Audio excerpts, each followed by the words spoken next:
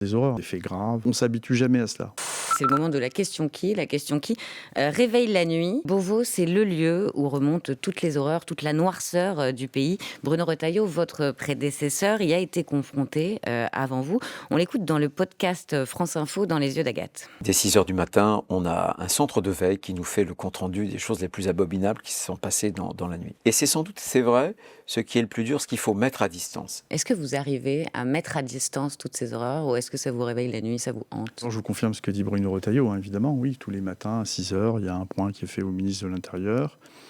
Et en continu, en fait, en continu. Mais à 6h, il y a le point des faits les plus marquants de la nuit. Ce sont généralement des horreurs, évidemment. Ce sont des faits graves. Moi, je ne mets pas de distance parce que je considère que, chacun le vit à sa façon. Moi, ça vous touche ? Vous voulez dire que ça vous touche ? Oui, bien sûr, ça me touche énormément, mais je suis aussi un haut fonctionnaire du ministère de l'Intérieur. Ça fait 15 ans que je suis sur ces sujets de sécurité, 18 ans.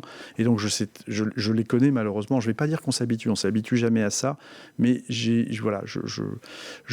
les prends beaucoup plus sereinement et je prends toujours évidemment le temps de l'analyse. Mais voilà, il me semble que j'ai un peu plus de sérénité, je suis moins surpris, mais c'est pas rassurant. Ce que je dis n'est pas rassurant. Voilà, on s'habitue jamais à cela. Mais je le prends avec un peu plus de sérénité, lié à mon expérience et au fait que ça fait maintenant plusieurs années que moi j'ai des fils d'actualité. Je les ai comme préfet de police, je les ai eu comme directeur général de la sécurité intérieure, avec les faits les plus graves évidemment. Merci. Avec les faits les plus graves. Merci beaucoup, Laurent Nunez.